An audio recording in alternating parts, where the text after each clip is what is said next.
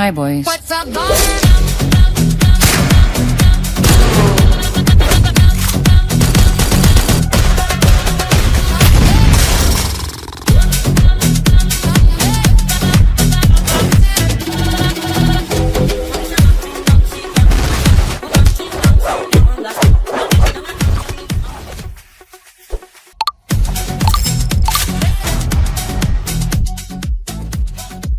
Hi students, my name is Rashi Suredia, your legal reasoning faculty here at Adda 247. Officially welcome to our YouTube channel. We are doing passage of the day and आज का आपका fourth passage है pertaining to legal reasoning. तो let's get right into it. ये passage बेटा relate करता है आपका international law under pressure but not dead. This has been curated from आपका हिंदू का जो newspaper है उसका 11th अगस्त का उधर के editorial से इस passage को curate करा है मैंने. तो passage पढ़ते हैं and फिर उसके क्वेश्चंस को अटेम्प्ट करते हैं. ऑलराइट, हैविंग सेड दैट, चलो let's get right into it. यहाँ पर लिखा हुआ है the proposition that international law is dying has acquired renewed force amid persistence of armed conflict. बहुत सारे आर्म्ड कॉन्फ्लिक्ट्स चल रहे हैं. I don't need to tell you यहाँ पर कौन से आर्म्ड कॉन्फ्लिक्ट्स की बात हो रही है specifically. Humanitarian crisis and apparent inability of national international institutions to restrain powerful states. International institutes restrain नहीं कर पाते हैं when powerful states come into picture.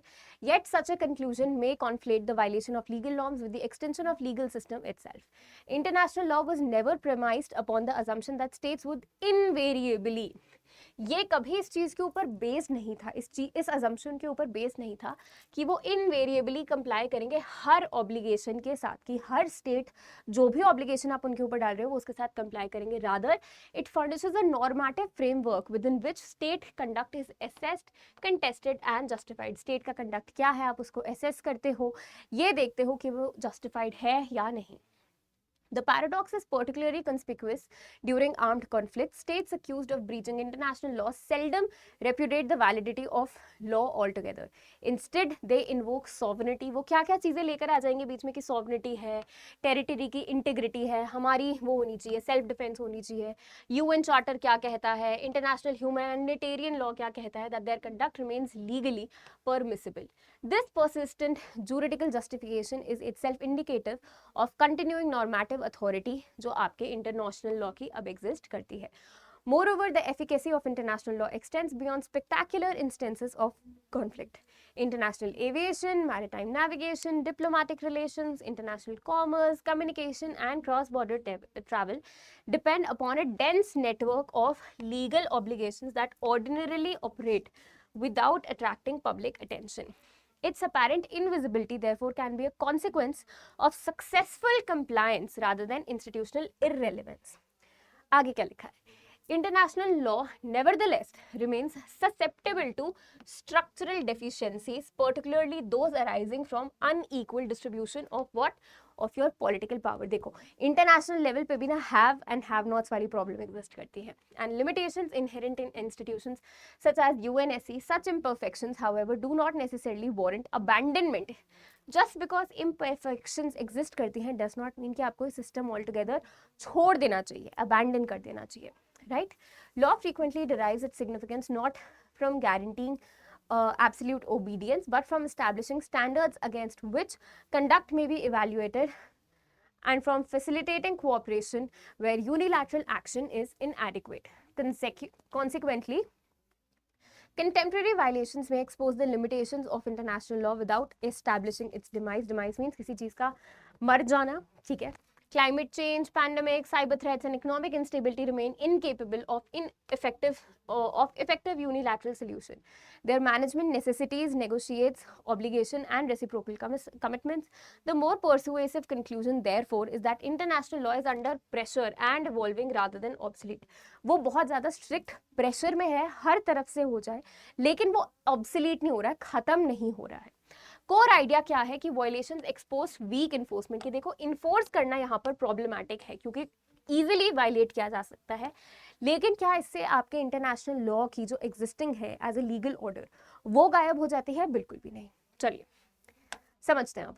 A state launches a military operation against another state when accused of violating international law, contents that the operation was a lawful exercise. उन्होंने बोला कि हम जो भी कर रहे हैं लॉफुल एक्सरसाइज में कर रहे हैं ऑफ सेल्फ डिफेंस, कि भाई सेल्फ डिफेंस था तो हमने ये करा यूएन चार्टर को फॉलो करते हुए। बेस्ड ऑन द पैसेज, यहाँ पर क्या कंक्लूजन ऐसा है जो सबसे ज्यादा जस्टिफाइड आपको देखने को मिलता है?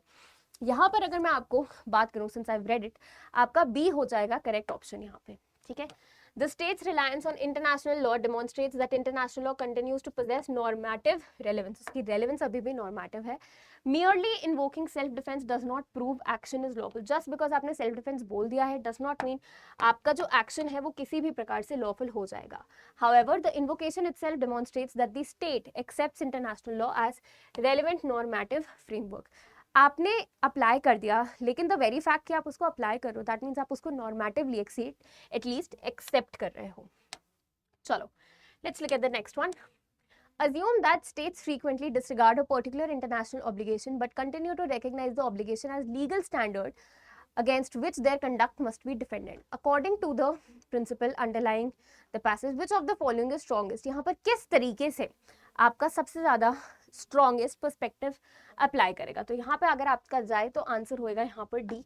Persistent violations may demonstrate weakness in enforcement without necessarily demonstrating the irrelevance. Just because वो weak है does not mean वो irrelevant हो जाता है, right? चलो next one.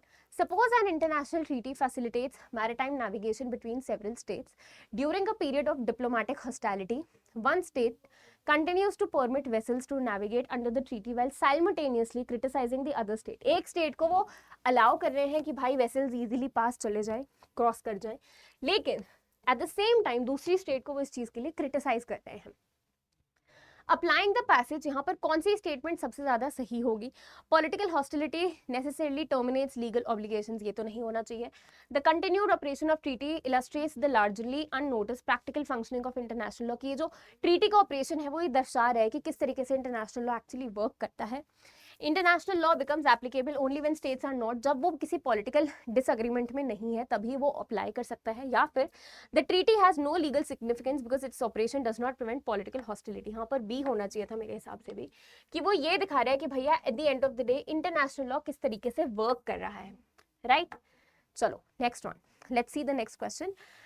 A developing state argues that international law should be abandoned because powerful states sometimes disregard international rules. International law को हमें छोड़ देना चाहिए, abandon करना चाहिए, क्योंकि जो powerful states हैं वो इसके rules को follow नहीं करते हैं। Which response is most consistent? यहाँ पे कौन सा response है जो बिल्कुल सही तरीके से apply होगा? अगर मैं यहाँ पर बात करूँ तो answer is your C. International law may provide developing states with a framework to pursue interest through negotiated rules rather than, जो रूल्स के आप अग्रीमेंट कर रहे हो, नेगोशिएट कर रहे हो, rather than just the power dynamic कि भाई पावर के बेसिस पे आप कर रहे हो, उससे बेटर तो ये है कि आपने जो रूल्स को अग्री अपॉन करा है you start following those, right? Next one, assume that a new international legal framework is created to address cyber attacks. Some states subsequently violate its provisions while others continue negotiating amendments and invoking this framework when responding to cyber incidents. यहाँ पर कौन सा conclusion है जो सही तरीके से apply होगा based on whatever you have read in the passage? The existence of violation by itself does not establish extension of framework, particularly when a state continues to rely upon it. Okay. The framework is ineffective unless every violation results in immediate international sanction. ये चीज तो नहीं होनी चाहिए यहाँ apply मेरे हिसाब से. The framework has automatically ceased to constitute international law because some states violated it. Okay. The framework can regulate cyber attacks only if the states surrender their sovereignty to an international authority. Okay. I feel like it should be A. Yeah, that is what I felt. कि जो existence है violation की वो ये नहीं दर्शा रही है by itself does not establish कि framework ही extent है, framework ही खत्म हो रखा है, particularly जब states उस चीज को follow कर नहीं है. Alright, ये चीज नहीं दर्शाता है. So see, I'd say the language of the passage in particular passage, इस पर्टिकुलर पैसेज में जो आपकी लैंग्वेज है वो थोड़ी डिफिकल्ट है. साथ ही साथ इफ यू नोटिस यहाँ पर आपके प्रिंसिपल बेस्ड क्वेश्चंस नहीं है, आपका बेसिक अंडरस्टैंडिंग के ऊपर क्वेश्चंस फॉर्म करे कि यार ऐसा ऐसा हुआ है, क्या लगता है क्या होगा best possible outcome. So when we talk about legal reasoning as a subject ना क्लैट के पेपर के लिए, it does not necessarily mean कि भाई जो चीज़ पढ़ी है वो logic as it is apply होगा, या जो पैसेज में है वो एज इट इज़ आना चाहिए। तुम्हारा दिमाग चल किस हिसाब से रहा है, किस तरीके से तुम पैसेज को समझ रहे हो, क्या अंडरस्टैंडिंग होनी चाहिए तुम्हारी as a functioning human being जिसका ब्रेन फुल कैपेसिटी पे काम करता है, जो लॉजिक्स को और रीजंस को समझ पाए। Both these things become important when you are trying to approach passages, specially when we talk about legal. Alright, direct सवाल यहाँ से आपको देखने को नहीं मिला, सारा पैसेज के बेसिस पे था। लेकिन अगर मैं यहाँ पर आपको ये बोलूँ ना कि इफ़ यू आर समबडी जिसको लगता है कि नहीं यार पैसेज तो यहाँ पर पढ़ना रेलिवेंट नहीं था, मेरी रिकमेंडेशन जनरली होती है कि एक बार क्वेश्चन को ग्लिम्स कर लो। If a question is very long, बहुत ज़्यादा बड़ी फैक्चुअल सिचुएशन वहाँ पे दी है, then probably read the passage. But if it's a simple question, 2 या 4 लाइनों का है मैक्सिमम, ग्लिम्स इट, कि क्या तुम्हें सीधा सीधा आंसर उसको पढ़कर समझ में आएगा। थोड़ा सा बी अवेयर, ये नहीं कि आ रहा है तुमने बस टिक करा और तुम शुरू हो गए। पैसेज में पढ़ लो, क्या पैसेज उसको कॉन्ट्रडिक्ट कर रहा है, कोई और एक्सेप्शन बता रहा है, anything at all is in the passage. See, it's a paper of both the things, questions भी मैटर करते हैं लेकिन पैसेज भी मैटर करता है। कंप्लीटली पैसेज को ना पढ़ना वुड बी स्टुपिडिटी। ऑलराइट, चलिए, that was all from my and. ये था आपका लीगल रीजनिंग है passage 4। I will see you all in the next one. Thank you.